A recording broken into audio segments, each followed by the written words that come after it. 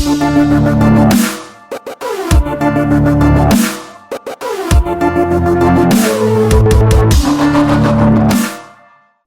and welcome to the Videocast Radical Hospitality.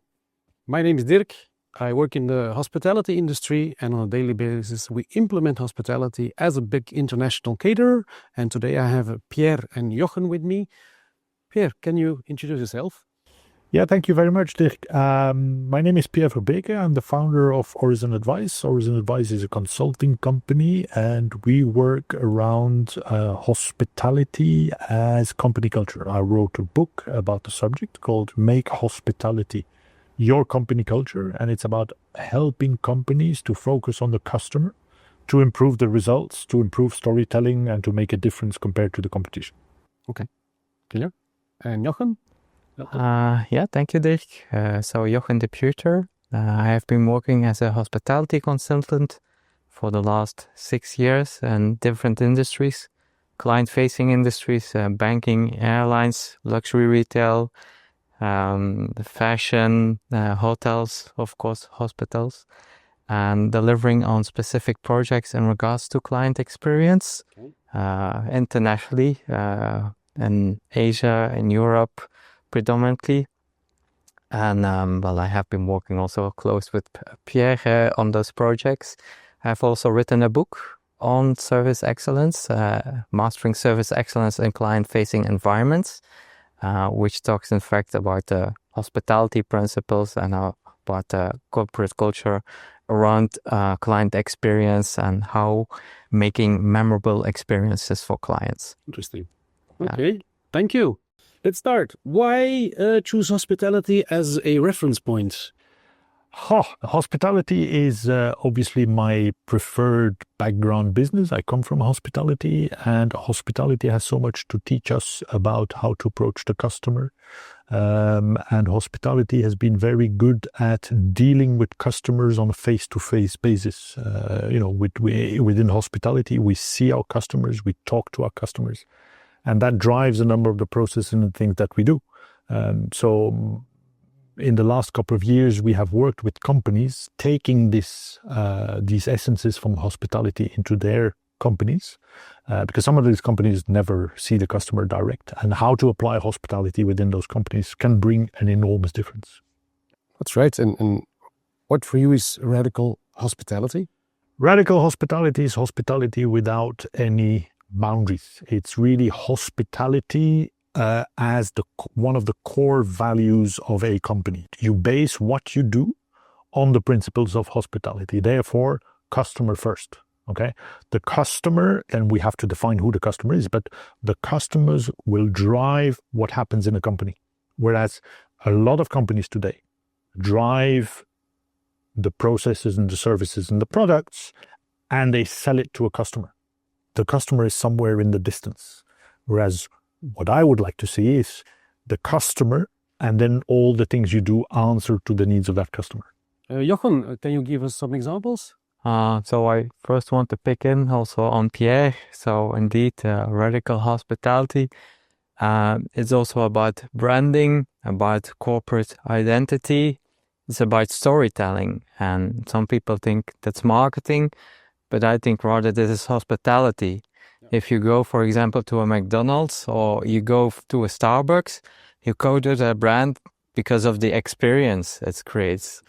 To answer your question, so an example, yes. So we were mandated for a hotel owner who wanted to increase the average daily rate a few years ago. But he didn't want to invest in the tangible, in the real estate. He didn't want to refurbish, but he wanted just to create an elevated experience. And by doing so, increasing the average daily rate from 600 to 1,000.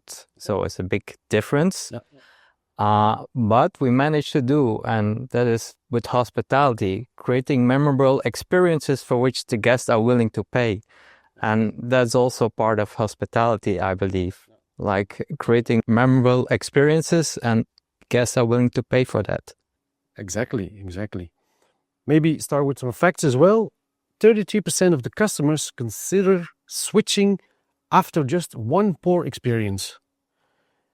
Conversely, excellent customer service that can lead to a high percentage of repeated business, with 93% of customers likely to make repeat purchases with companies that offers excellent services. The fantastic thing I can pick up on that is when you have a problem, some people don't deal with a problem. You have a problem, it's your problem. We have seen, especially in hospitality, again, because we're talking to our guests directly, when you solve a problem, these people start from a negative experience, but they become your biggest advocates. And that is something that you can make happen in a lot of companies. It's just giving people some attention, addressing their problems and doing something. Going beyond. Yeah. And I want to pick back also on Starbucks. Just latest, Starbucks has invested a lot in automatization. They have reduced the face-to-face time, etc., etc. They have a new CEO. First thing he does is we hire more employees because we want to have more customer experience. Because that's going to grow their brand. Mm-hmm. True. And maybe some more figures, because the cost of bad service worldwide, beware, is estimated at 3.7 trillion. That's done a study by Forbes, and it increases every year. And 83% of the customers report feeling more loyal to brands that effectively respond and resolve their complaints. And a study done by Bain & Company in 2005 says that there's a service gap. There is 80% of the companies, they believe that they give good service, but only 8% of the customers believe they get good service. And how does hospitality become a source of inspiration for customer service, innovation, and strategy? Well, if you look at, again, you start from customer service. A lot of companies, most companies, they start from what they want to do. Henry Ford, for example, he made cars. Okay. Now, the great thing about Henry Ford is you could order a Ford T, the first production car, in any color you wanted, and as long as it was black. Okay. This doesn't work anymore. Okay. And we really want to radically change this. They say, okay, a lot of people have said, yes, you have to listen to the customer, etc. But they listen to the customer to define and develop the products. We go beyond and say, you listen to the customer to define your processes, to define the people that you have in the company. Some people are better at interacting in a certain way with customers. So why don't you build your team around those people? So process, people, and obviously product and services. But radical hospitality is about how can we integrate those, turn it around and say, okay, I have a process. Does it answer a customer need? Okay. And there's a lot of processes out there in the world that are made for the company, and you need some. Banks, they need processes, they have laws and regulations, but also, does it answer a customer need? Is my process today, does it make the customer happy? That's what we want to say. And how does hospitality fit into the company's culture? Well, that's the whole thing. When it becomes part of company culture, it works. Okay? We'll talk later about two examples, but when I researched for my book, because I wrote a book about make hospitality your company culture, I looked at about 30 of the biggest companies in the world, and I looked at their mission statement. Only very few mention the customer directly. Amazon, okay? A lot of them don't. They refer to what they do and why they are in the market. They don't focus on the customer. So when you start putting customer focus, service excellence, etc., as a company value or as a company essential, then you start having hospitality as part of your company culture. And it does make a difference. There are numbers, you cited some numbers, but there are numbers out there. We can measure the impact of companies and service excellence or hospitality. How does it prove company numbers? We can do that today. What added value does hospitality bring to non-hospitality businesses? A lot. You have daily examples where you can say, the principles of hospitality, the search of service excellence, you can't see it everywhere. Okay, it's a utopia to think that you can see it everywhere. But let's take an example. Not so long ago, I was interested in buying a car. I go to a car dealership, and we go there. We didn't go there at 9 o'clock, but we went at 9:30ish. We walk around. All the cars were closed in the dealer showroom. All the cars were closed. Okay. So we walk, we see nobody. The doors were open, we see nobody. We see 3 people behind the window, blah, blah, blah, blah, blah, blah, blah, blah, blah. And we stand there and nobody comes. So I asked myself, what's the point of a dealership? What's the point of a showroom? So we leave. Nobody asked anything. We leave. And then I called back around 11. I said, can I talk to the guy, managing the showroom? And the guy, okay, sir. And then I asked him, what's a showroom for? I said, well, to show the cars. And they were closed, Couldn't. And then I saw 3 people. They didn't interact. Stay there for 20 minutes. Nobody. And then he said to me, oh, maybe your motivation to buy the car was not high enough. Wow. So it's now my problem. Yeah. Okay. So I was interested. I go there. Nobody cares. Maybe it's the arrogance of that brand. I don't know. But it's wrong. It's wrong, and it's not their fault because somebody has not shown them or told them what's the importance of good customer service. They lost a car that day because they had a great promotion. I was willing to buy one. I did. So you bought another one. So I bought another one. And it happens all the time. And they lost the customer. And it happens all the time. And it happens in car dealerships. It happens in hospitals. It's not wrong people, but it's just that they don't pay attention, And I can give you many, many, many examples. Let's keep to the car dealership. But you can apply the principles of hospitality, of seeing your customer as the one that is important to you and what he likes and what he doesn't like. You can apply that to many, many other industries. And Jochen, why now? Well, why now hospitality? There's a why and a now, so it's 2 different questions. So why, I think figures show. For example, there's a study of the 500 biggest companies in the US, the S&P 500, between 2007 and 2017. And those companies excelling in client experience have a 70% higher return. Profitability. So I think that's impressive. There are also other studies, and ourselves, we have been exposed to cases, for example, for banks, where it was indicating that those with a high net promoter score, so with a good customer service, they have a higher return on assets, which is an important KPI on bank profitability. So I think that explains the why. And also, for example, if you see the Apple stores, they are based on 4 seasons model, on an elevated experience. And I have been told it's one of the most profitable retail stores in the world, the Apple store. So that explains, I think, the why. But I think the now is more important as a question, or more interesting at least. And the last 5 to 10 years, especially after COVID, we have gone through some turbulent changes, especially in the digital area. So if we see the social media has grown in importance, the omni-channel, the digital profilization of a company. So I think the companies use this platform more to do the storytelling, to tell who they are, to share their identity, to share their brand. And this is important, for example, for the generations Y and Z, who are very focused on the brand or values, etc. So I think that has become important as well. There is now the AI coming up with ChatGPT and other applications, optimization on the one side, and the other side, how to deal it to still become client focused with emotion, to have still the human touch to it.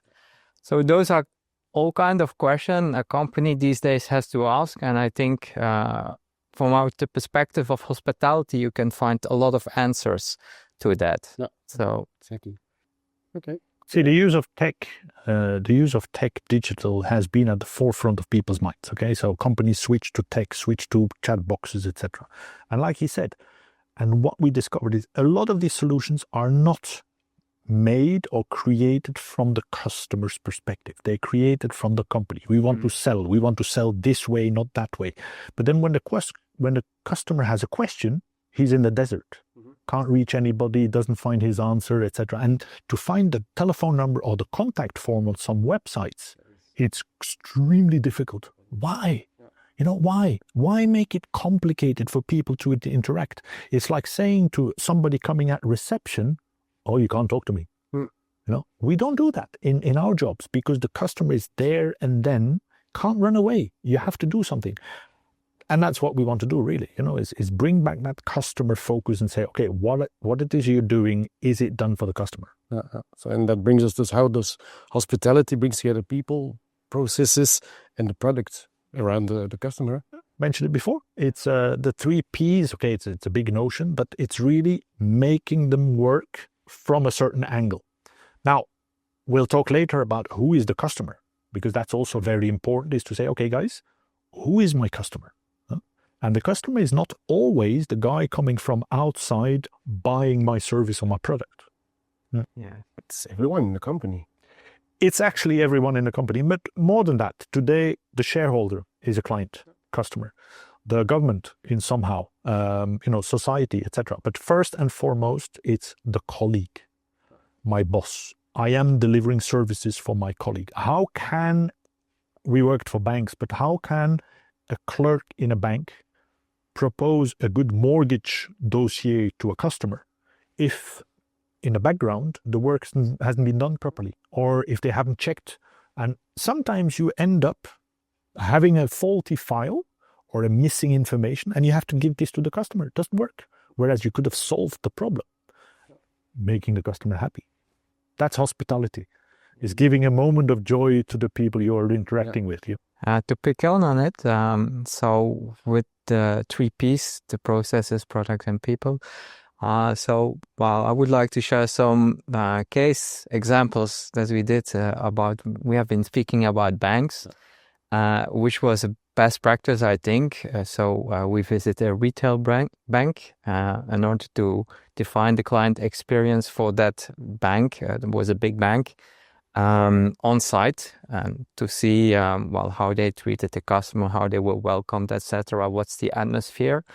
It was a smaller bank, 12 to 15 people, but they were successful, and the corporate office indicated us that bank as an example. And when we were there and we felt a bit the atmosphere, how vibrant it was, what was remarkable was, in fact, it were very good colleagues with another, very good connection also from the leadership. The manager was very humble, willing to help with administrative tasks towards the customers, supportive for the team, drink in the morning together a coffee. Everyone felt very welcome, and all the employees were already working since 20 years, never looked for any other job. They were very happy coming to there. And that explains a bit the 3 Ps, like you start with happy employees, you get happy customers, and at the end you have the happy employer. No. And happy clients as well. Yeah. The consequence. Absolutely. With the chain, yeah. See, that's the problem with some companies. Profit is seen as the objective, and a happy customer is a consequence. I would like to see happiness of the customer being their objective and profit as a consequence. And that's how it really is, Yeah. So in the relevance across the industry, I have one more question. Which hospitality principle bring the fastest results on other sectors? Customer attention.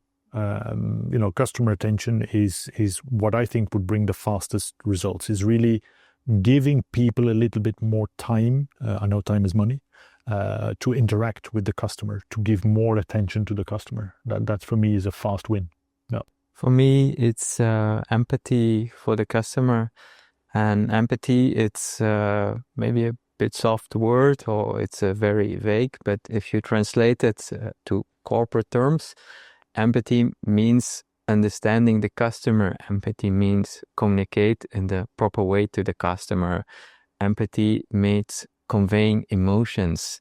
Empathy means being proactive to what might go wrong, being responsive. So empathy is quite a big term, but it entails a lot of elements to it. It's a small word, but it contains a lot. Absolutely. And as a result, like customers, they have feelings. They might forget your words, but they will not forget how they have been treated. So as such, I think that's an important one. Yeah. Pierre, What defines world-class hospitality for you? World-class hospitality. When you look at the example, it's not luxury. So let's dissociate luxury from world-class. So top-notch, best. For me, it's attention to detail, search of excellence. If you're in a 3-star hotel, in a 2-star hotel, in a 5-star hotel, you want to do your very best. That's what counts. That is what people are going to see. Now, Jochen said it before. He mentioned empathy. Okay, that's part of it. Okay, is to allow your people to show emotions, because in our business of hospitality, it's all about emotions. You don't buy a hotel for the bed. Some do. I did. You travel for one day, you need to be in London for one night for the business travel. Okay, you need a bed. Most of our travel, most of our pleasure moments are based on emotions. So you want to convey emotions. You want to allow your team to convey these emotions. You want to make them receptive to the people's emotions. That's, I think, where hospitality might be slightly better, or probably a lot better than many companies on this emotional point of view. So that's certainly something. Yeah. Of course, yeah. And how is this different from the typical customer journey? See, that's a very good point. Thank you very much. When you look at the customer journey is everywhere where the customer is in contact with the company. Okay? Could be telephone, but where we look at hospitality, the customer journey is pre, during, and after. Okay? Now, this cycle needs as much attention as just the service. Some companies are very good at delivering the service or delivering the product, but they're not so good at creating the emotions before, and especially after. After could be the invoice.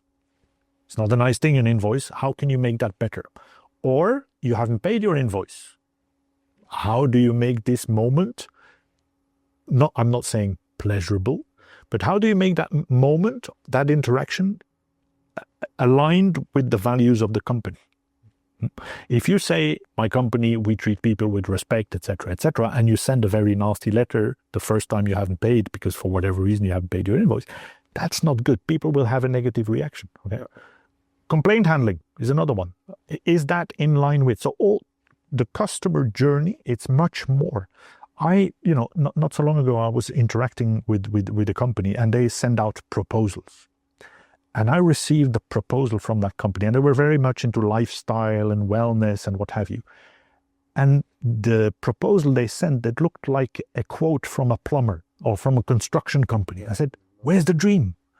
So I had to tell these people, and there was a big work we did with them is about, this customer journey is not just when they are in your wellness center. It's, you have to take them through you have to hold them hand, through the whole process, including if and when potentially they're not happy. Make it a moment. And coming back to the first numbers, somebody who has a problem, if you can turn him around, obviously the aim is to have happy customers, but you will make mistakes. So when you make a mistake, try to make him an advocate. And people will do that. You solve my problem, I like you. Yeah. Mm-hmm. And that's different. That's where we want to make an impact. Yeah, if I may pick on it. So if you see the smooth customer journey from A to Z, there will be some points that maybe you don't hit it, but it's not about those small moments that you don't hit it. It's about what you do with it. It's like solving problems, like Pierre said. It's not like the aim is not to have the perfect customer journey. The aim is to hunt, to make the best out of it, constant improvement. So there's some statistics, like the best companies in client experience, they have like 1 bad out of 20 good reviews, whereas the worst, they have 1 out of 3 is bad. So that just illustrates that you just need to constantly monitor, constantly improve. And it's a whole journey at the end for yourself as an organization to constantly optimize along this client journey, also online. Where can I improve? So, yeah. What principles are transferable to other industries? One I would say the principle of caring. is a big thing. He spoke earlier about empathy, those principles of I want to care for somebody. When you come into a hotel, a restaurant, a cafe, whatever, I welcome you in my place. Okay, I need to give you a moment of joy. I am the host, you are the customer.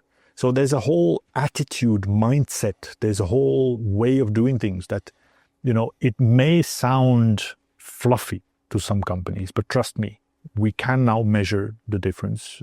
We worked in an organization before, EHL, not to name them. They created a study for a hotel group where they said, okay, the difference between somebody who's trained in excellent customer service and somebody who's not been trained in excellent service can be up to 5% on the gross operating profit. It's a big number. It's really a big number. It's about selling more. I mean, you know the example. I know the example. I go into a shop and I feel comfortable, I feel safe, I feel good, I'll spend more. I will not ask myself, okay, I don't like these people, I'm only going to buy one suit, Or you buy a car, you don't feel really good, okay, I'll take the base model.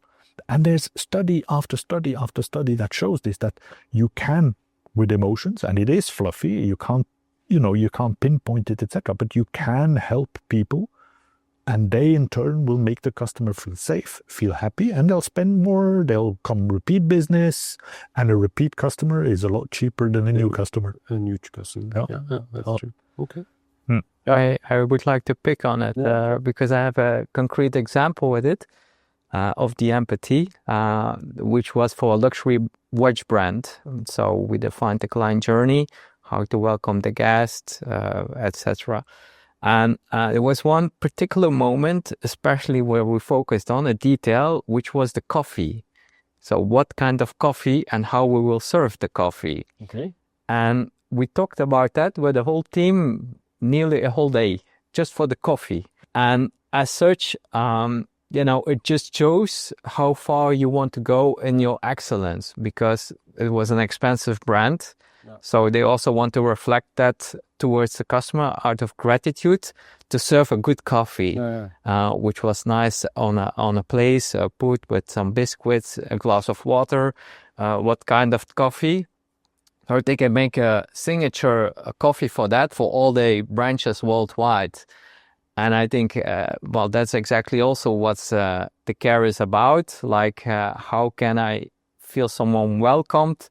How can I respect my customer with serving excellent coffee, which represents also the brand and the watch as such. So, good point, because some people think it's about big things. It's about major changes. It's about, but sometimes yes, but it's a lot of little things with little things that you can make a real difference.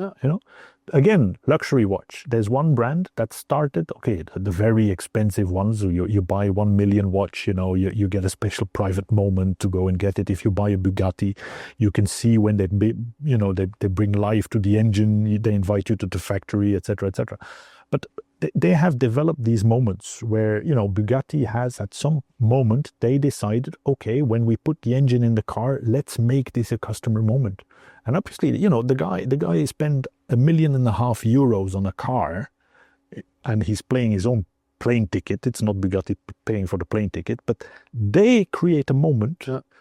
That's a big one for them. But everybody can think about what little moments can I create within my cycle, within my customer journey, that will make feel my customers that they are valued.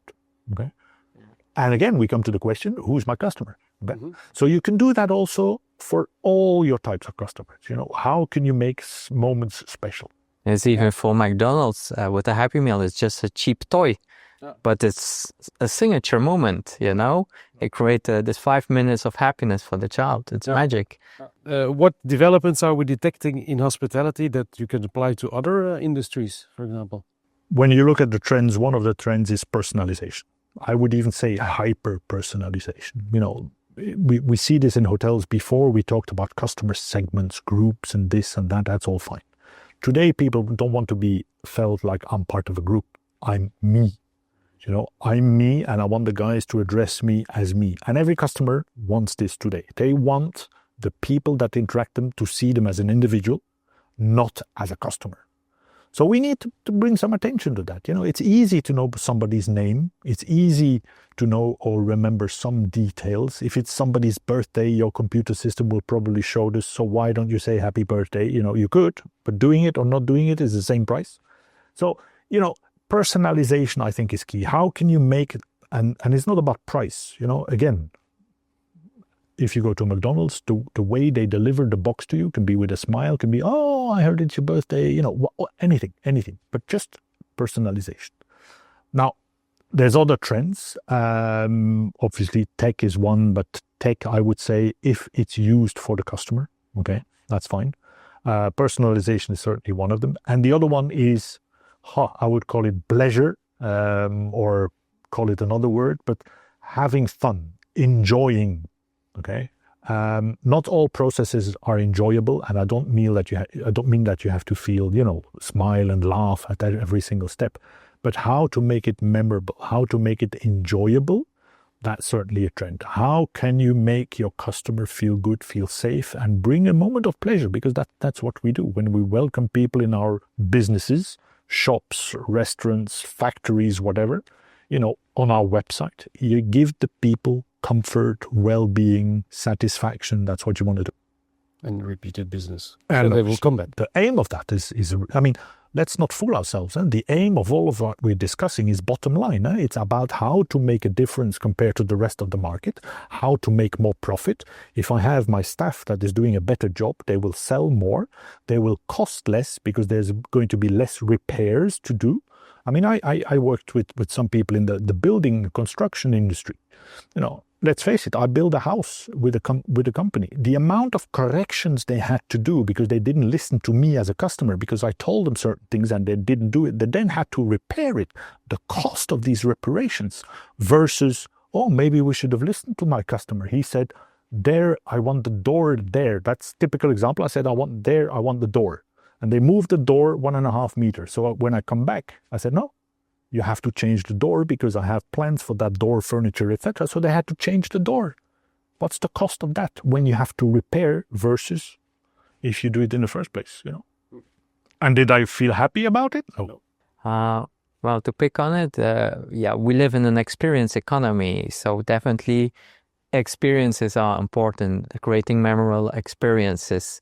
That's one. And also personalization, I would also say, because of the advancement technologically, integrating data systems, that allows us simply to better outreach to our customer and to learn more about our customers. Like they say that Meta knows more about us as we ourselves. Yeah. That's for a reason, and maybe sooner or later all the retail stores will know that as well, who we are, our spending pattern, etc., in order to come with tailored solutions. So I see also a trend in those two fields, like experiences and personalization. How would the retail store look different if it ran like a boutique hotel? That's a good one. We did a lot of work with luxury retails and retail stores. And actually one of our customers that we worked with had this mission of bringing hospitality to retail. Attention to detail is certainly one. Okay. When you run a retail shop, you want to look at the details. And details can be your floor mat. Is it clean or is it dirty? How many doors have I walked through and the doormat was filthy, leaves and crap and rubbish? First impression. You only get one occasion to make a first impression. And first impression is seconds, okay? So that's one.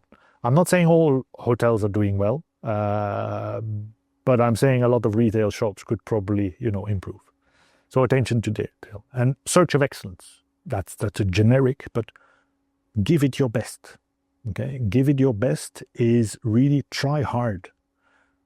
Don't do impossible things if you can't do it, but try hard or try harder.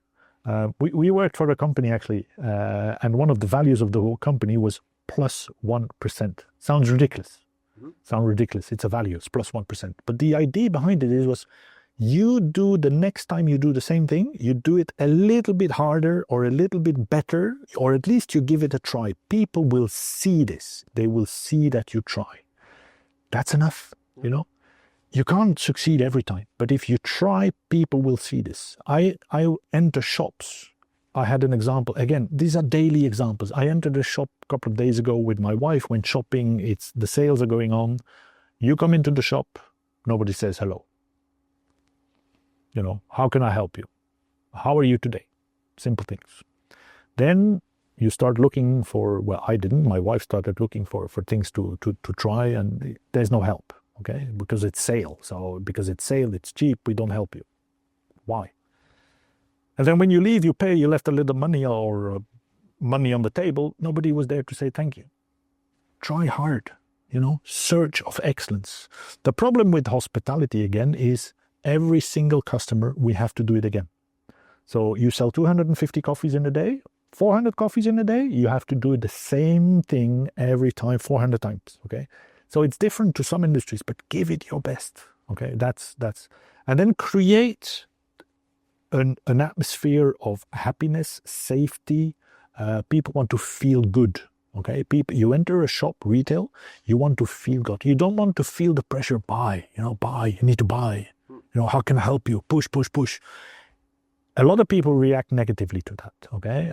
Obviously, the shop, they have targets, they have incentives, they need their retail commission, all of that is true. But I dare to ask, if I feel safe, will I spend more or less? If you push me, will I sell or buy more or less? Good question. And it's not by pushing that you will not get more money out of my pocket when you push me, And I'm not the only one, okay? And that's the thing also about service, I'm not the only one. A lot of people like what I like. So when we go to companies, we ask a lot the question, what do you like? So we tell, when we enter in a diagnostic phase in hotels or in companies, we say, okay, we want to discuss with your people. We want to know what they like. So we send sometimes when we worked with a couple of retail stores, we said, okay, go and see the competition, or go somewhere in a luxury environment. Well, how do you feel? So we asked them also, what do you feel? What did you like? What did you not like? And then we asked the question, well, if you like this, how about your customer? Yeah. Same thing. And of course, the most difficult of all is smile, And it's a funny thing, smile. I love smile. I love to talk about smile. Smile is cheap. If I smile in Russian, in Flemish, or in French, you can understand me. Even Chinese, if I smile in Chinese, you can understand me. But it's here. It's, do I want to smile? Or do I invite you to smile? If I have a job that I don't like, if I work in an environment that I don't like, I'm not inclined to smile. There's rare people that will smile in adverse conditions. But people that smile, they give something. Okay, there's a message with smiles about customer service that's fantastic. Yeah. And it's no investment. Yeah. Mm-hmm. But it's coming back to radical hospitality. It's saying, okay, when I assemble a team, and I know the market today is complicated in a lot of industries for finding people, but give it your best at finding the people that will match what you want to convey as a company to your customers. It's mindset. Some people will smile, some people will not smile. Okay. So when given the opportunity, who do you hire? Yeah. Okay. Especially when you have customer-facing functions. We worked a lot also on assembling teams. You have introvert people, you have extrovert people, you have people that are very good at helping people, you have people that are very good at details, at making reports, at analyzing. So where do you put these people within your organization? If you have the choice, that can also help in the customer service part. Oh, yeah, exactly. Okay. And we all know, as we talked about service, the concierge in hotels, the grand boutique hotels. So what can a bank learn from a concierge level service? I think banks as such, they are very focused on processes, on compliance to deliver. Unlikely concierge, for me, it's more like a fixer, someone who looks, how can I achieve the result in a spontaneous, more agile while, without having the procedure, etc., where comes more creativity. So I think banks can be more spontaneous on that level, like a concierge. They can play more on the outcome, which is at the end a happy customer. Yeah. That's what they want. It's not just like delivering, which a machine can also do. Mhm. So don't let you replace by the machine, but it's giving this extra to the client. And I think banks can learn from that. Yes. More of the human part. And not only banks. I mean that for other industries as well. It's not just about compliance and the processes and here you go. I think it's that extra human dimension which is important. Yeah. I'll give you an example as a bank. We worked again. We were active in the banking world a little bit, and I was privileged to be able to sit down in a private banker's conversation with his customer, okay, as part of the mission that we had. So I sit there and I sit with the customer, and I was allowed to ask questions to the customer at the end. And I asked the customer when he left the conversation, okay, did you understand what he wanted? Nope. Okay. But I trust him. Okay. So I asked the banker, did you get what you wanted? No. Because the customer had about 180,000 on a running account, which was not doing anything. Now, the aim for a bank is not to have money laying around. The aim for the bank is to sell to a customer bank products so that the bank can make money. But the guy didn't buy because he didn't understand anything of the banker said, but he trusted him. But he was thinking, leave my money alone. And the bank didn't get anything. So nobody was happy out of a conversation. But the guy, blah, blah, blah, blah, blah, blah, blah, blah, blah. And the customer sat there listening. That's not enough. Okay. And I know they have legal requirements, procedures, and what have you, but it's about, and then we talked to this bank and they actually added service excellence as one of their five company values. And all their processes have been rethought. It took a long while, but all their processes have been rethought are we achieving a customer's objective and therefore the bank's objective? And that's good. The customer's objective and therefore the bank's objective. Whereas, are we achieving the bank's objective and the customer will be happy? Slight difference. Yeah. It's funny. You mentioned that about what saying, blah, blah, blah, blah, blah, blah. So this was also for a bank. And the way how the banker introduced himself to the customer for a mortgage was to talk about himself, the bank. So there were different steps that you had to do along. And each time there was a repetition for each client. And if you went to another branch, they did the same. So there was very little spontaneous, and yeah, that's exactly what I say, that they are too process driven and not so much human driven, spontaneous. So I think it goes along. And one of the things we all make mistakes in, for example, is use specific language. We know the medical world. Sometimes I enter into a doctor and I'm more worried coming out than going in because I have some itis, that I don't know. Yeah. But we all use technical language in hotels, in banks, etc. And the people don't understand that. Yeah. So one of the things that we, when we talk to customers, one of the things we try to tell them is, well, why don't you change your language to language that people can understand? They're not dumb, but they don't understand. We take shortcuts. We have a word, we know what it means, everybody happy.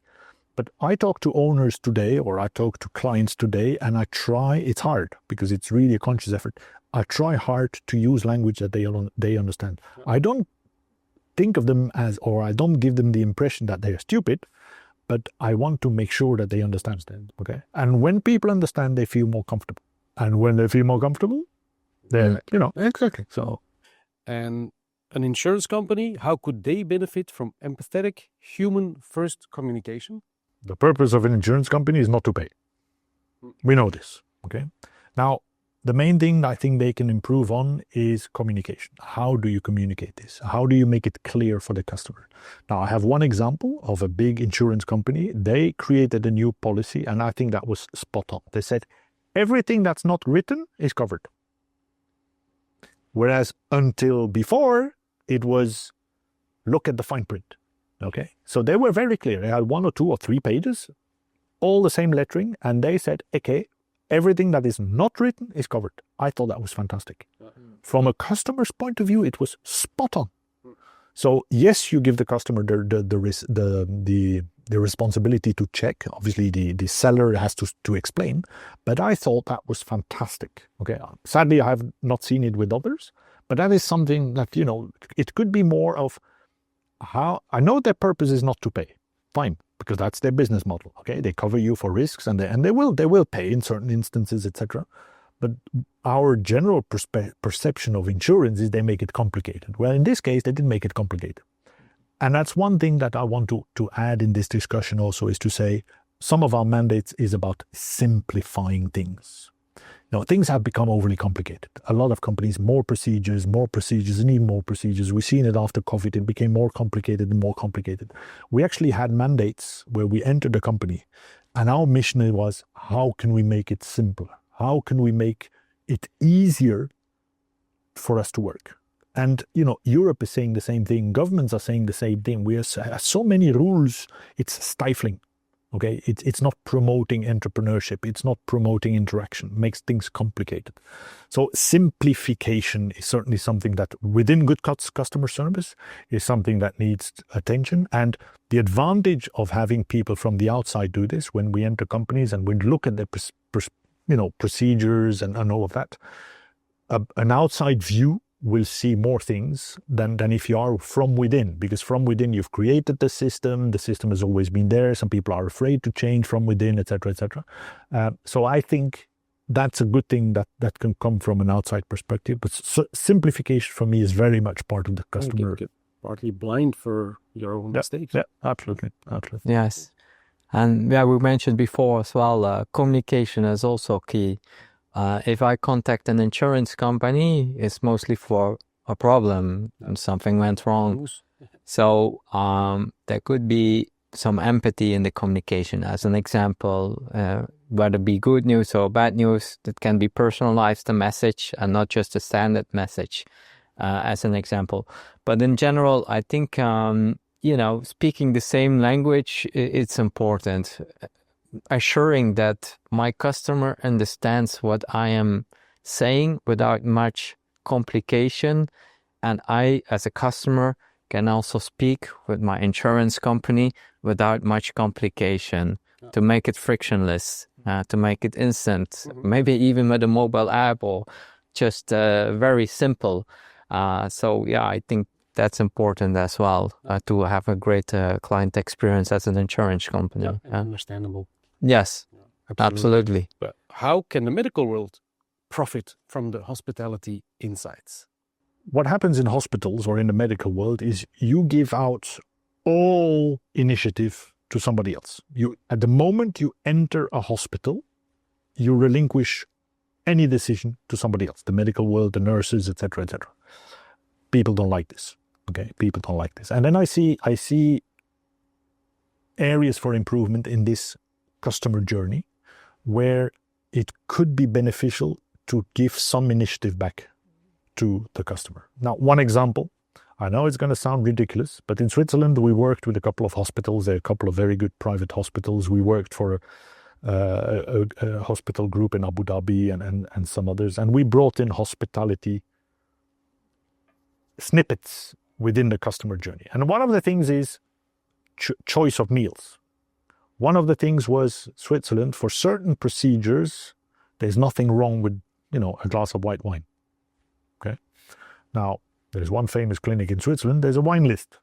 You can invite your family, there are big rooms, etc., etc. It's actually a hotel with a hospital bed, whereas, you know, it's not a hospital with a hotel bed.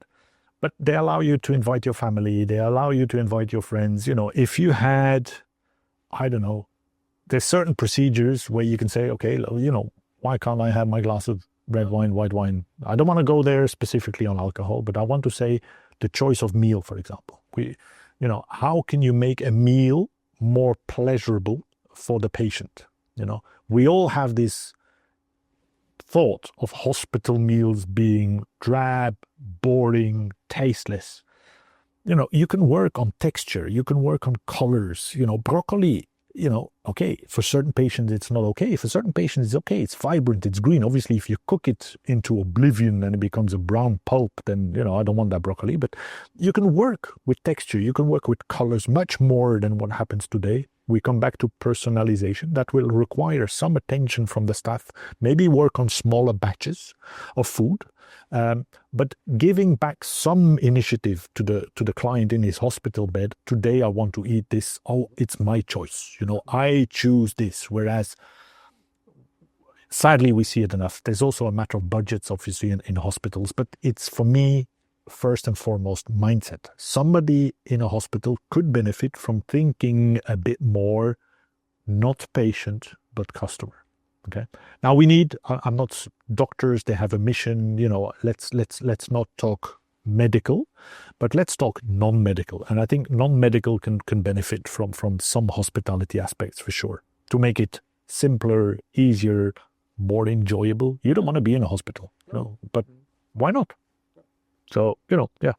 Well, to add on that, Pierre, I would also say that if you create a warm atmosphere at your hospital, home feeling, it has also been proven by studies that recovery goes much faster as where you don't have. So I think it's an important aspect of hospitals that the clients feel good, feel welcomed, feel pampered in a certain way in order to proceed with the recovery. So, yeah, and you feel more safe.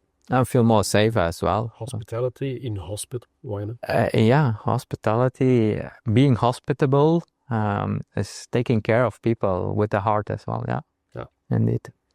And why do you think some industries resist customers' centricity? The sad thing is that some companies think that is financially not necessary. Let's face it. I mean, some companies are convinced that doing the extra mile, financially not worth it. Okay, it's not worth investing in people. It's not worth, because people buy anyway. That's true to a point, but all companies are facing competition. Even if you have a monopoly today, may be different next year. Okay, we worked for a company that was in a monopolistic situation. They were an energy supplying company in a country where competition was not existing. But 5 years before competition was going to open, they already started the thought process of saying, okay, we are going to prepare for when we are no longer alone on the market. And they were fantastic visionary people. So we worked a lot with them. And they created a model that, for me, when they are going competition free next year, they are going to be ready. Because they have prepared their teams, they have prepared their services, they have prepared the whole company towards tomorrow people have a choice. So we want to keep and remain their choice, their first choice. And it's all about mindset, etc., etc. So there's a lot there. There's a lot there, yeah. To pick on that, I think, monopoly, of course, you have maybe the luck not to be so performant in the service. But sooner or later, you will compete only on price if you work in a competitive environment. I give the example of Ryanair. So, well, it's known that there are many complaints for the airline company, but they compete on price. It's their business model and it works. And they say in advance, you don't pay a lot.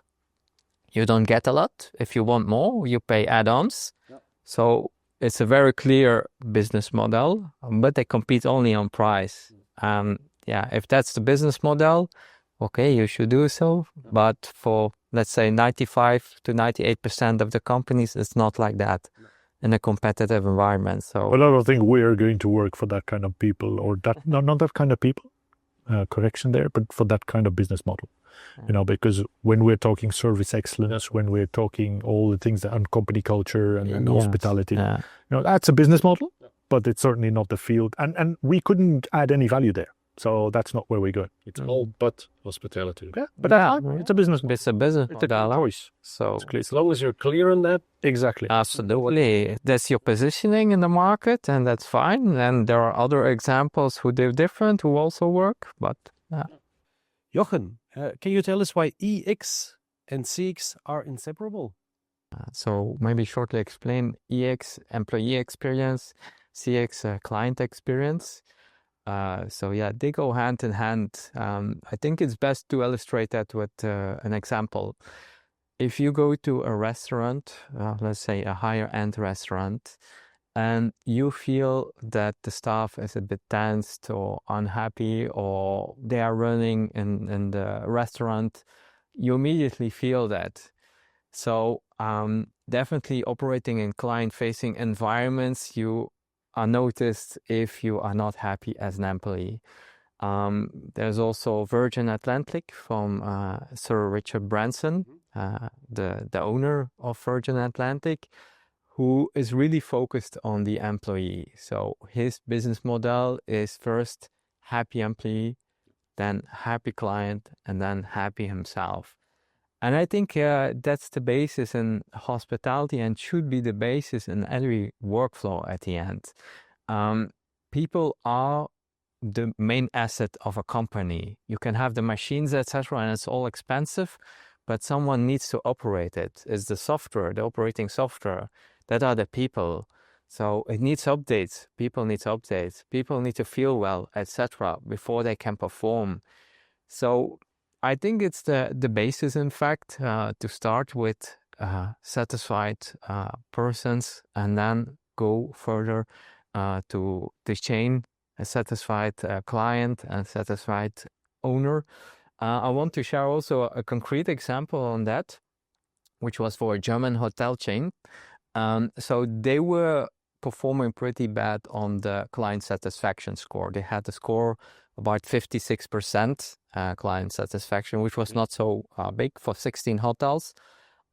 We managed to increase that to 77%, which was basically a focus on the employee, giving them more liberty to interact with the guest, giving also a training framework where they, could throw out some questions to start interacting, etc.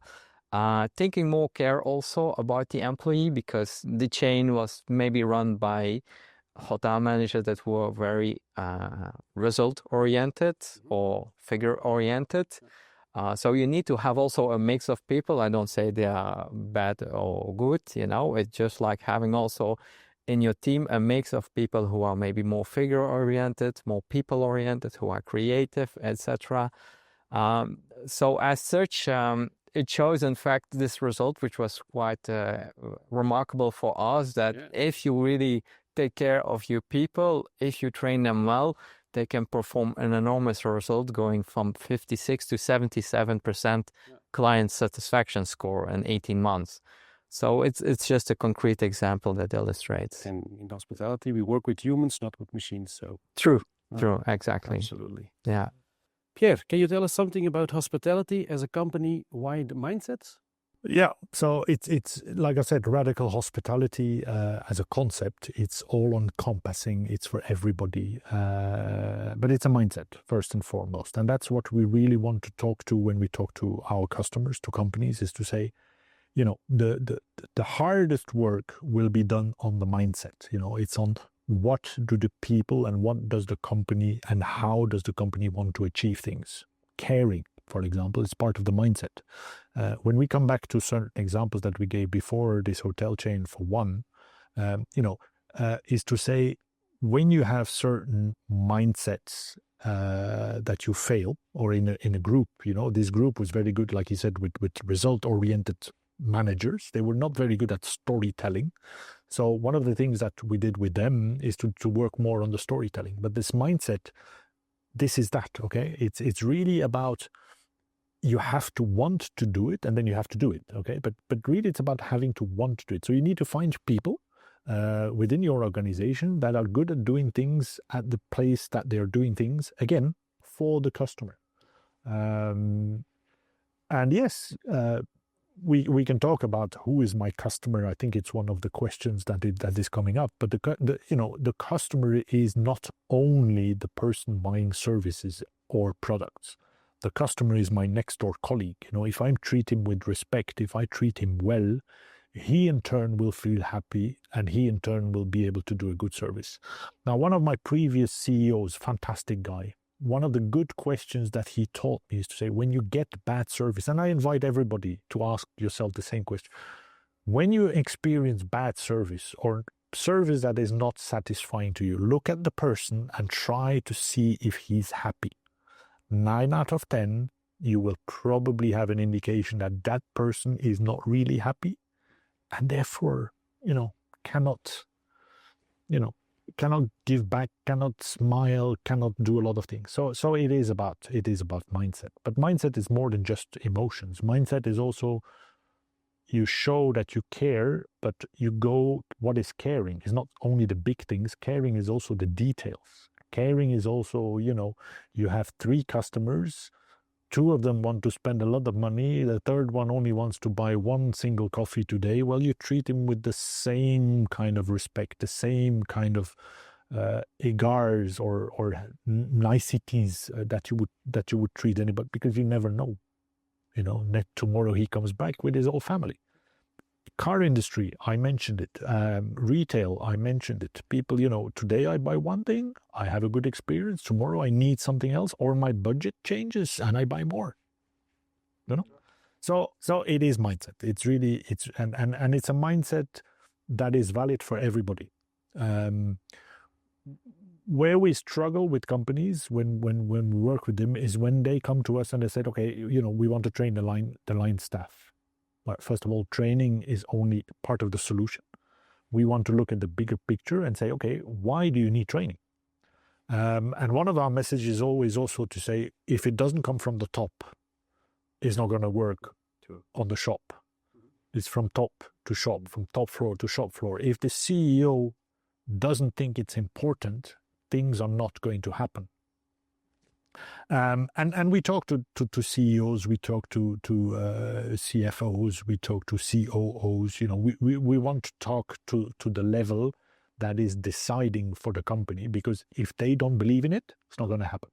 And we see it a lot, sadly, that they train the line staff. Companies train the line staff. Okay, we trained so many people this year, we met our budget, we can reclaim some aid from the government because we have done our trainings, etc. But they're not really addressed the issue. The issue is, why do they need training? Is it because they don't have enough people with the right mindset? Is it because the structures are not in place, etc.? So and that's why I'm saying, or that's why the subject is hospitality as your company culture. It has to be embedded. It has to be part of who the company is or how the company wants to do things.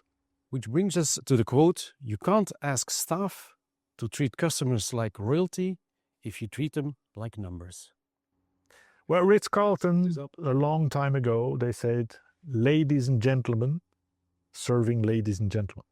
That was the motto of the company Ritz-Carlton. Now, they're very famous as a hotel group, but the essence is valid.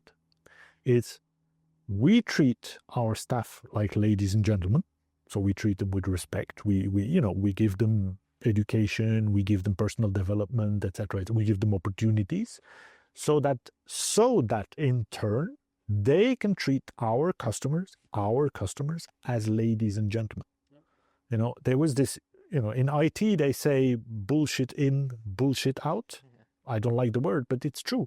People can only give back what they have received. It's valid at home, it's valid on the work floor. And that's where we come back to saying, okay, it has to come from the top.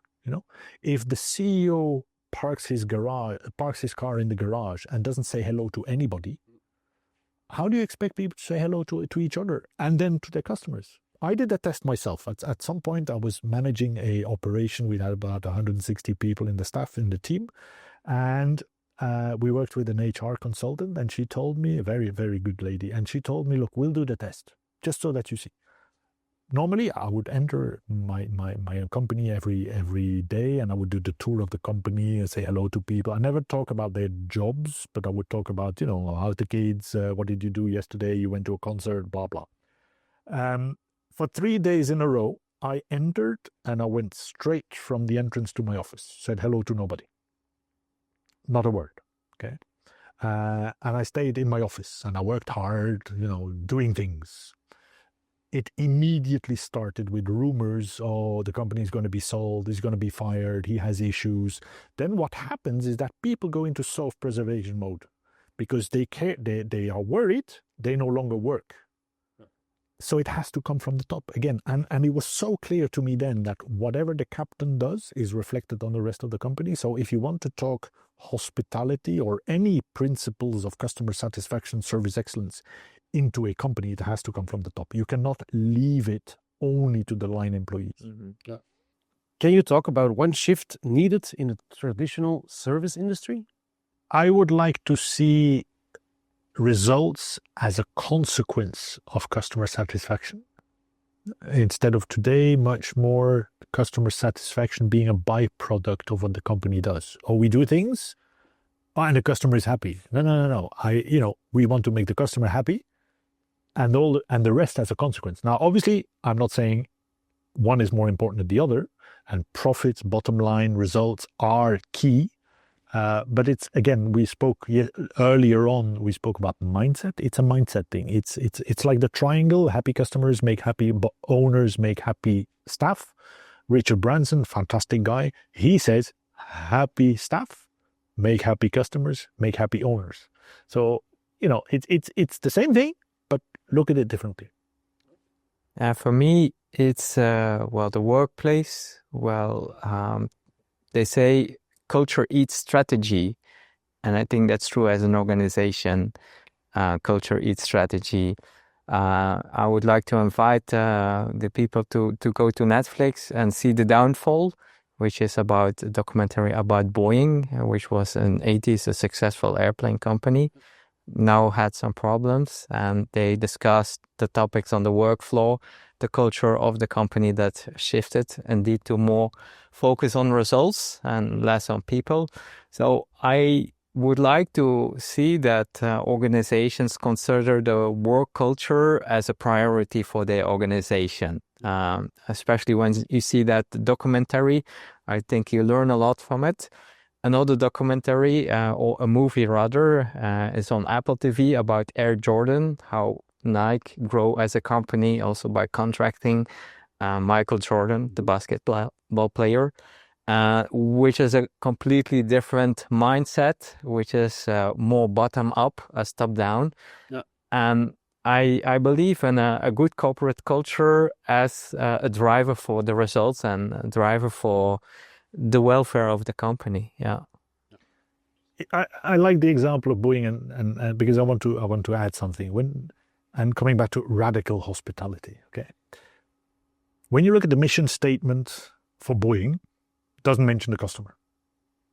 It does not mention the customer. When you look at Airbus, it mentions the customer. For me, it's a fundamental difference, and it reflects on what the companies or how they stand today. The business model for Boeing is not for the customer. The business model is about profits and what have you, results and spanning the world and building planes. Boeing phrases it one way, Airbus does it. They do the same thing. They produce airplanes when they go to Farnborough or they go to Le Bourget. Their objective is to sell as many planes as possible. But an Airbus plane is conceived, built, and the whole company is geared towards the customer because that's in their mission statement, and they actually live by their mission statement, whereas the plane is a means to an end for Boeing, if you get me that. We want to make profit, therefore we make planes. 787, batteries burning. 737, they crashed because they didn't tell their customers in the beginning. Two planes crashed because they didn't tell their customers, that they had installed a system that flies the plane against the pilot. Yeah. Whoa. Crazy. Are we then worried today that Airbus is in a different position than Boeing? I don't know. But it's a fantastic example. It's culture. Culture. And where did you implement radical hospitality with success? Well, there's a number of examples that I want to mention, but one that I'm very happy to mention is we worked for a large pharmaceutical company. I cannot name them.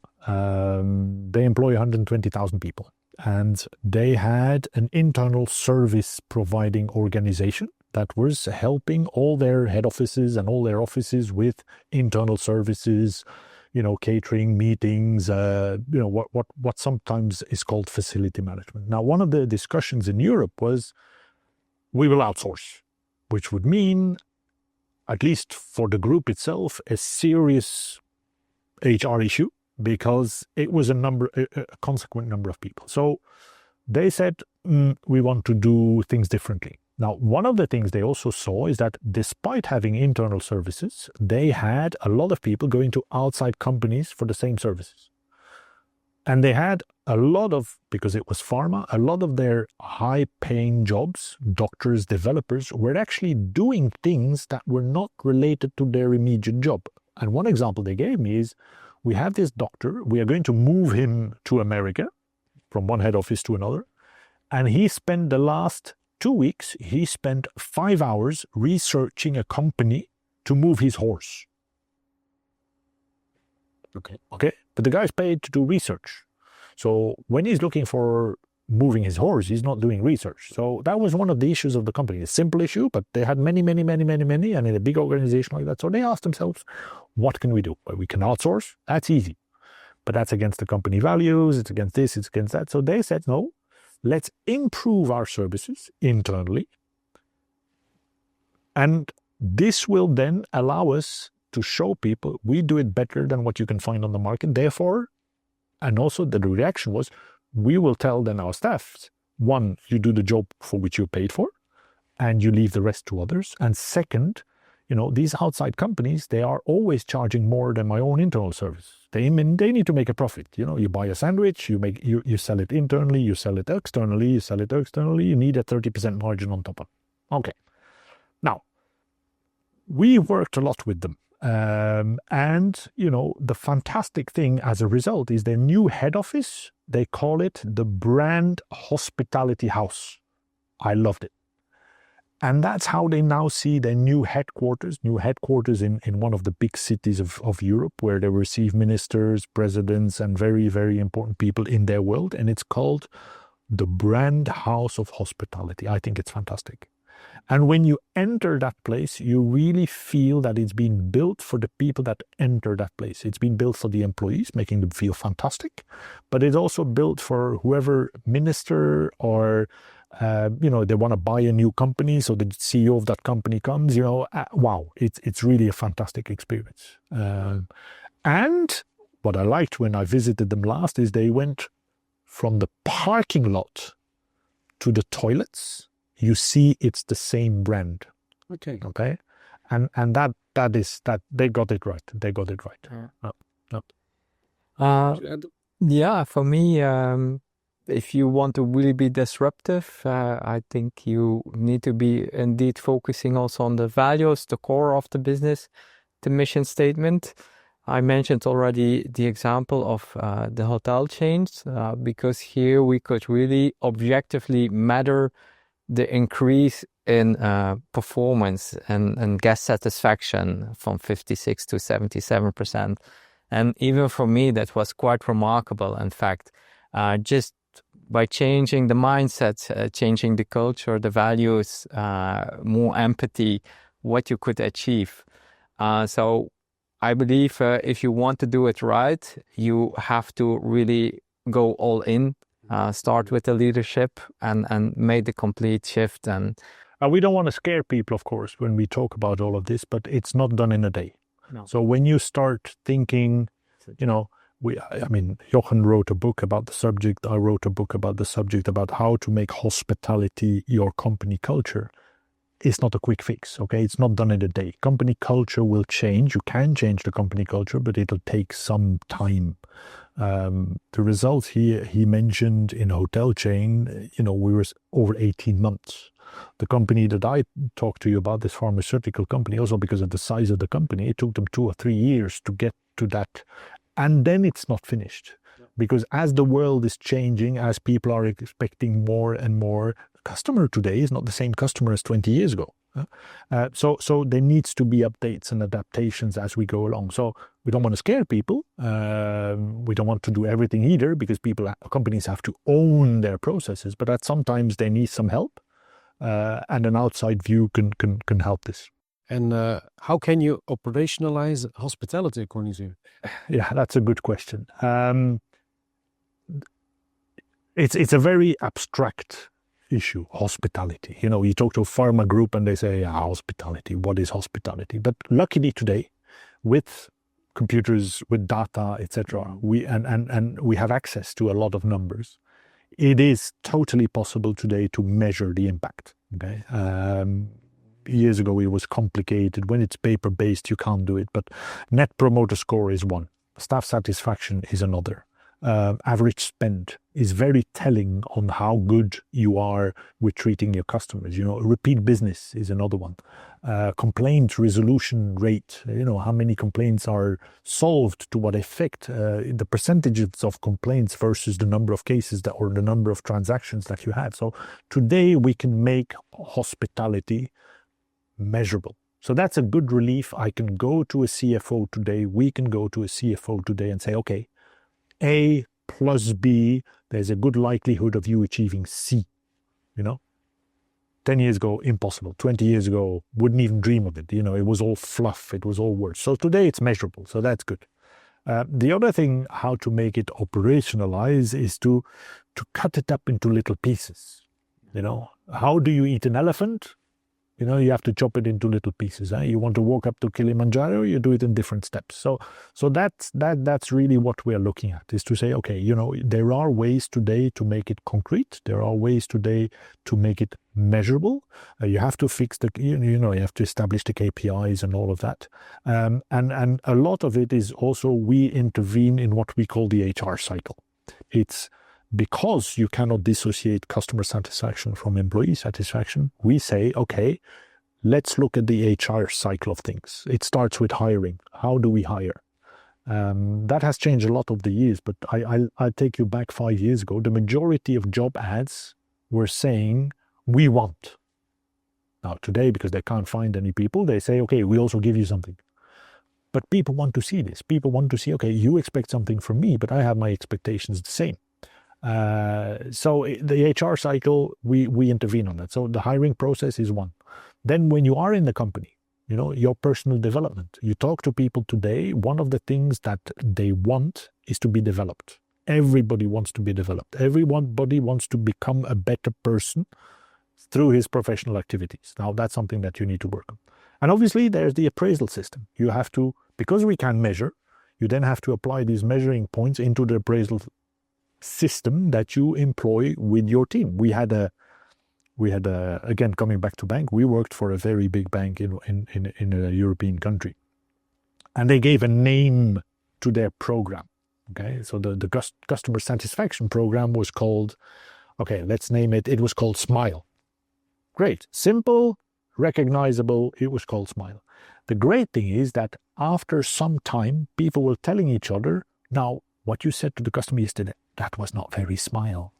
Wow, But then they used that also into their appraisal system. But then they added activities around Smile.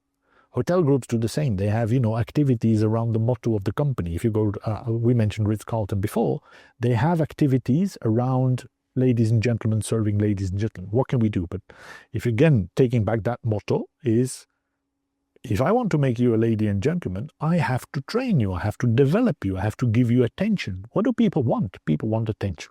Okay, so it's valid for the employee, and then it's valid for the customer. So these are elements by which you can, I would call it, operationalize. Now, obviously, a company has to produce cars or sell insurance policies or banking products, but on top of that, you can add, and you can operationalize, whereas a couple of years ago, it was very complicated to explain to people. Speaking about operational hospitality, as Pierre said, I believe strong in those numbers along the client journey. So from online, pre-arrival, or making just the interest of the customer at the beginning of the funnel towards where they are advocate and a repeated user. I think along all this line, you can put several KPIs and measure where is the satisfaction, where do I lose customers, where do I increase.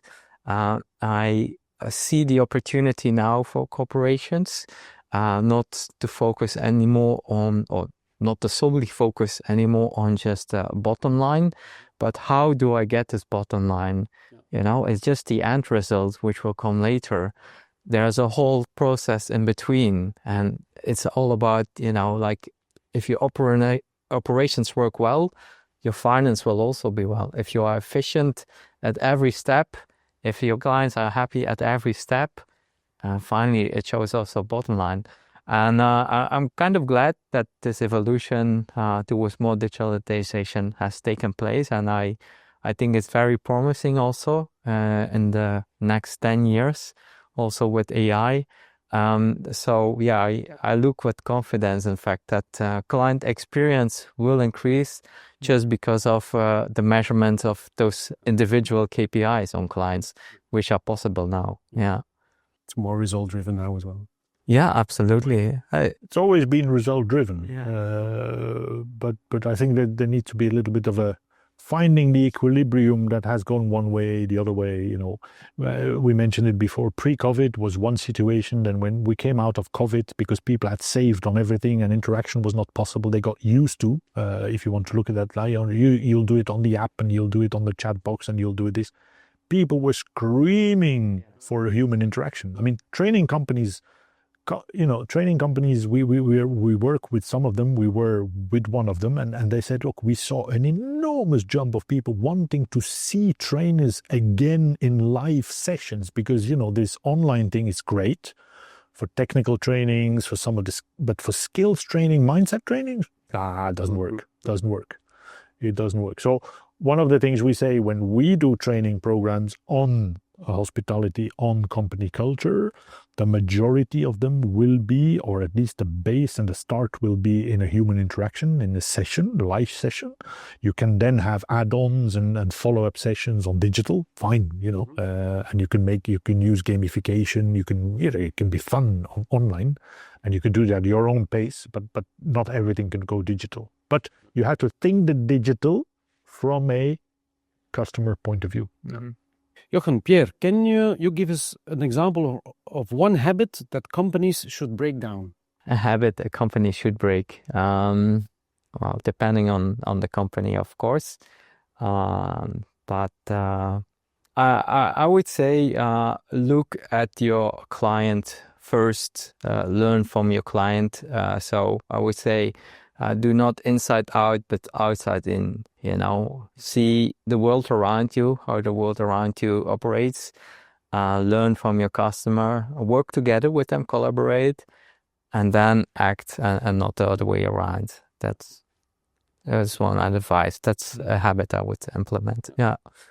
Yes. A bit more complex, but I would say a habit that I would like companies to look at again or change is to consider the whole customer experience, you know, the whole customer journey from the very beginning to the very end, because it's not just me selling the product, it's just not me selling the car, it's the whole experience that is important.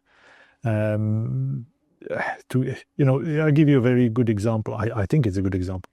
A retail brand of clothes in the UK, very big brand, and they had, they were really good established as a nice household, not the most expensive, not the cheapest, a nice brand. Everybody liked the brand, but they had a no return policy on a number of items. And especially when you bought your clothing in retail villages, because there are some retail villages or outlets, as they call them, no return policy. Okay. But then they got competition from others who said, okay, but we have a return policy. So this company said, oh, we're losing sales, we're losing interest, people are not happy because they can't return. So it's okay, we have a new policy. You can return your items on a Tuesday at 10 o'clock. Because that was okay for them. Yeah. Now they got more negativity out of that new, wow, we think about our customer. They got more negativity out of that than before. They just said, no, you can't return. But it was clear. Now you have to take a holiday on a Tuesday, 10 o'clock to be there, and then you have 150 people in front of you, you lose all day. So people don't want this. So it fitted the company because probably they hired someone half-time, I don't know, sitting behind a desk doing that job, I don't know. But it doesn't serve the customer, right? So Oh, it's outside, inside. Yeah, absolutely. We'll talk about that later. But yes, this outside in perspective, it's a very marketing thing that, we sell what people want. Yeah, but the way you sell it, is it also how the people want it? That's the question. Can you give us an example of a real life example of great or poor customer service? Previously, we mentioned 2 plane builders, plane manufacturing companies. Now I want to talk about 2 airlines. Okay, let's take United. A fantastic example that I want to mention is United broke my guitar. I don't know if you heard about it. Look it up on the internet. It's an interesting one. A passenger sat in a plane. He was an artist. A passenger sat in a plane and he saw on the tarmac people manhandling his guitar, and they actually threw it in the plane, blah, blah, blah. So he gets his luggage back, gets the guitar back, the guitar is broken. Then starts the very complicated process to talk to United. They said, no, it didn't happen, not our fault, it's your fault, we didn't check the guitar, blah, blah, blah. Okay, so the guy wrote a song about it. It went viral on the social media. A couple of days later, and I'm talking days, United lost 5% of market value on the stock exchange because so many people reacted negatively to this, and it's called a song. It's called United Broke My Guitar. Now, if you look at the mission statement of United, they connect people, they connect the world, something like that. Look it up again on the internet. It's public. Mission statements are public. It's one of the companies that I researched for my book, and I looked at, is the customer mentioned? It's not. Now, it's complicated because the people from the tarmac are probably not United people, all of that. But again, United broke my guitar. They lost 5% stock value in a couple of days. Woof. Tell that to the board, right? Now, as opposed to that, Southwest Airlines. Now, Southwest, if you look at their mission statement, it's very clear. Their purpose is for the customer. And if you look at where is Southwest today, look at 2024, the New York Times, all sorts of Condé Nast, all sorts of publications where they rank Southwest today. They rank them amongst the best. They're not the most expensive company, okay, but they're in customer service, they rank them above the best. Why? Because somebody wrote it, or at least collectively the company wrote it in their mission statement, and they live by their mission statement. And today the result of that is that people feel connection to the way this thing is done in Southwest. They feel they're very good with their people also. They're very, very good at how they, how employees feel. They like Richard Branson. They turned around the triangle. They said people first, customers then, and happy owners afterwards. But it's a typical example of, good service, bad service. It's the simple things. People, you can read it on the internet. You can read it in some publications or the reviews from Saudi. They actually said happy birthday when I showed up at check-in. But you have it on your computer because it says so. When you do your booking, you have to give in your birth details. Now, I'm pretty sure that nobody will do this at Ryanair. And it's the small things, but it's embedded in the company. Whereas the other, we connect the world. Okay, good for you. But, that's what you do. You connect the world. Southwest is caring for the customer. So for me, and like I did this research. I looked at 30, 40 of the biggest companies in the world, where they're Airbus, Boeing, Meta, Google, but Apple, etc. And you look at what company actually explicitly mentions the customer in the mission statement or the company values, and then you look at how it's perceived by the market. And there is a correlation.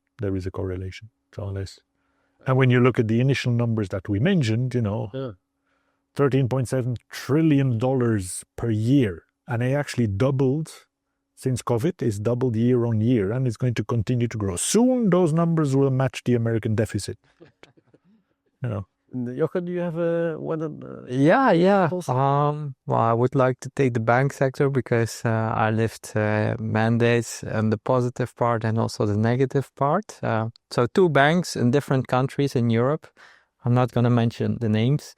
So on the negative part, there was a bank which we had to visit to see how staff were doing. They had staffing problems in that particular branch. For example, a member was already 2 months absent. Another was that week ill. Another one had this last week, and it was very difficult for the bank manager to recruit people. We made an analysis of all of the culture, etc. Also on a corporate level, we also visited other branches to understand a bit. It turned out that there was a bank that really operated from ivory towers, meaning like decisions came top down, putting more administrative workload on the employees, which they really didn't like, which was very harsh also for them to deal with, suddenly increasing their workload immensely. Also, the setting of that particular branch was very uninspired, just plain white walls, no privacy. If a customer wanted a drink, it's from the tap, here is your water. There was just no care at all for how this branch is operating as such. And it resulted also in this absence of employees who were often absent for all kinds of reasons we don't know. Sick leave, they say, but yeah. Also, in terms of success, this was not most successful with not so many customers, despite this was in a major city. We just saw that the business model was not really working. And on the other hand, you had then this example, a live example, in another country, other bank.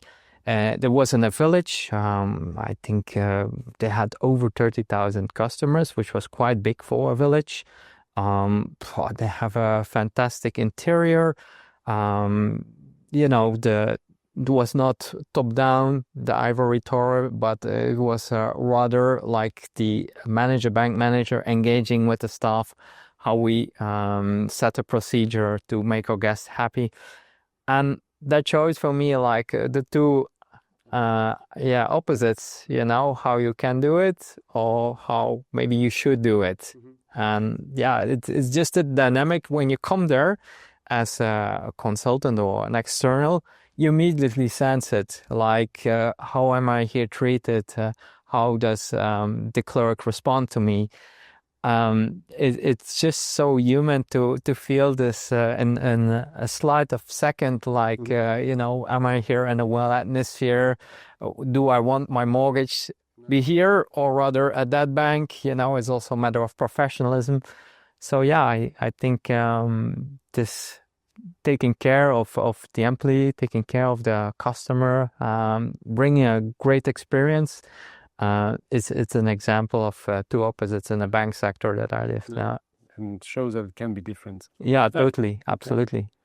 Some real world examples from hospitality and beyond? Well, let me mention a group in Europe. It was a digital medical imagery group. Still is. Right? They've become the biggest in Europe, and they asked us to look at their hospitality side of things, not the medical side of things. And in fact, we did test visit a number of their locations because they are all over. And some of the locations are state medical and some of the locations are private.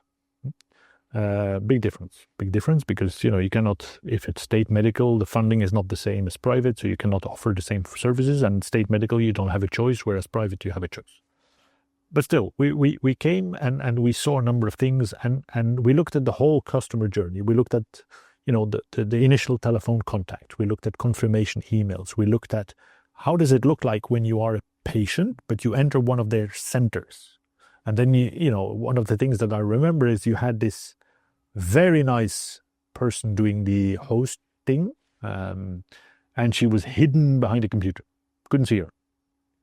Now, it's a small effort to lower the screen or to put the screen in a different position so that you don't hide behind it. It's when you conceptualize a reception desk in any reception, you can hide the staff or you cannot hide the staff, So that was one thing. The other thing is we went through a number of procedures, and then we gave our customer feedback as total idiots that had, didn't have the feeling of the digital imagery. And I, for example, took a ultrasound And it started, and I think a lot of people can relate to this, is it started with they put gel on you. Too much gel, cold, okay, and then they give you one tissue to wipe it off. It's your problem. And I can, my wife had, we had 2 kids, same experience, and it can be different. And it's those little things. And it was, how is the waiting room when you wait for a scan, etc., etc., etc., and how's the communication? So we worked on the whole cycle with them about, not only the emails coming, but also a little email afterwards, thank you for having visited us, and I hope you were satisfied, which is one thing, but, this is the follow-up. A lot of companies don't do the follow-up, or the next step. People like this, So we worked a lot on them, and they are reporting back to us and say, okay, not only have we not lost our number 1 spot, but we have improved our private centers clientele in select areas by a significant number, because we are making the difference. The way we are doing things is different than the way other people are doing things. So therefore, people prefer to come to us because we treat them nicer. The gel, to give you one example, a baby warmer to put a baby bottle in, what is that today? 30 euros? Not even. If you put that in the morning, you have some good temperature gel when you want it, right? So, and instead of giving 2 tissues or 1 tissue, you give them a box of tissues, or if there's a nurse, you help yourself, etc. So little things, again, not we didn't change the medical, but we did change the experience from a customer point of view. And they reported back to us saying, okay, we are seeing a difference. And that's, and seeing a difference for them was more revenue, more profit, more repeat customers. Jochen, what practical takeaways can SMEs or distribution companies apply tomorrow? So, for me, the takeaway is what we discussed today, to summarize a bit, the outside in instead of the inside out, the culture of the organization, bottom up, include employees, the empathy that we mentioned also, and a bigger word, in the communication and thinking ahead, being proactive, anticipate on what might go wrong. So that's a learning. We heard also about, the client first, and that's also to measure this. I think that's also something that can be implemented on a smaller scale. Client success, to make it a topic as an organization, regardless the size. For the employees, being hospital, because hospitality is make people feel well, like entertaining, make the experience great. So those are some learnings that could also apply to smaller organizations. And it's not about the big things always, Sometimes it requires profound changes, because it could be that some things are really wrong, but it's also about looking at the smaller things. With just a smile, you make a big difference. And I'm not here to tell people how to smile, but I'm saying it's not always about being afraid, to talk about the subject, because it's going to be no. With small changes, you will already see big differences, but it requires attention. And what is a little bit complicated for small organizations is that they have work to do, they have a job to do, and they're working every day. So the attention is needed, and that you cannot. Once you start in that direction, once you start the process, if you stop, you go back. So that the attention is needed over the long run, and that's certainly where we can help. Is that if you give this to somebody else, and this is not something you cannot do, but if you give this to somebody to help you also, to support you, it will allow you to keep focus, to keep attention, and it will allow you to keep it on the long run. No. Okay. Maybe another example, or if you go into a bar now, 50 years ago, you went in for a coffee. You had a coffee, and that was it. You paid for it. Now, you pay for the experience. The coffee is still the same, but the coffee is 3 euros and 20 cents. Back then, it was 25 cents, 30 cents. But it's the whole experience, and that's where we come in with the hospitality. Yeah. And coming back to Starbucks, I mean, Starbucks, they sell coffees, Okay, most of the Starbucks, they have a room, you just sit there. You can actually just sit there. Now they tried to change the model a couple of years ago. They wanted more profit, so they told people you cannot long. No, you have to buy and then you can sit. And now they're changing it again because it worked then. And by telling people you don't have to is different than, you have to buy a coffee. So people say, oh, well, I'm not going to Starbucks anymore because I can sit there. Oh, I'm thirsty. I'll buy something. And you saw people doing their exams or preparing meetings, etc., for hours on end, and they consumed. But the purpose was different. They make you feel welcome. You sell more as the coffee, as the experience. It's the shelter, it's the Wi-Fi, the music. It's the music. It's sitting around the table with friends. So it's more as the coffee. Yeah. And now the final thoughts. If I had to build a new company tomorrow, I would start with the team. I would certainly start with, when assembling the team, if I had the luxury of a team, but let's imagine I need at least 4 people, or 5 or 6, but I would certainly look at personalities when hiring, but personalities when hiring at what is the aim of the company that I'm founding, that I'm developing, and how do these personalities help to develop what I want to do. A sales manager, fine, I need a sales manager, but I need a personality sales manager. I need somebody, it's the person more than the title, because and again, if you look at the hospitality, we've had this motto years ago that you hire a personality, but you can train skills. I don't train skills. You can train skills, sorry, but I don't hire skills, and this is certainly something that I would look at, is that aspect of things, and how these personalities, I can teach skills, but how these personalities can help me develop my company and achieve results. Yeah. So that would certainly be the one. Yeah, so if I would start a company, I would connect with people. We have been speaking about hospitality. It's all about people and making connections. So in the beginning, of course, you want to learn a lot from other people, from the team, but also from customers, from partners, from industry players, suppliers.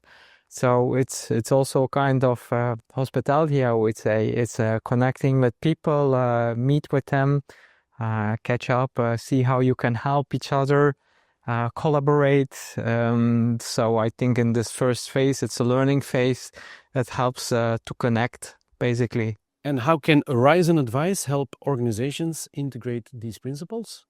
Well, Orizon Advise has the luxury of working from the hospitality. I'm a hospitality person myself, been doing that for 25 years, 10 years of consulting afterwards. He's worked in hospitality. I have access to people from hospitality. I have a hospitality experience. So we bring this to Orizon Advise. And basically when we approach companies, it's really how can we integrate those principles, the essence of hospitality in what it is you do. And like we said before, has to come from the top. Obviously, we have a discussion with the top. There's going to be a phase where we discover things, because, we're not there to change what does need to be changed, but there has to be a learning curve for us. And it's what I want to say also is that, we don't have ready-made solutions, because every company works differently. Every company has different people. And we already mentioned the importance of people. So there's a big obligation to look at how the things are being done currently by the people, and how can we then elevate the experience by developing the people, etc. So training will be part of it. When we talk to companies, training is part of it, but mapping the customer journey is one very important job that has to be done at the beginning. Once you create this customer journey mapping, then you have to define, okay, what as a company, what kind of level of service do I want to bring to my customers at each of those touch points? Now, once you have defined that, then you have to look at who's going to do it.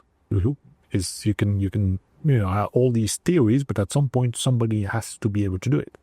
And then you look at, okay, do these people need support or help in order to achieve those levels? If they're already there, fantastic, and then it's about monitoring.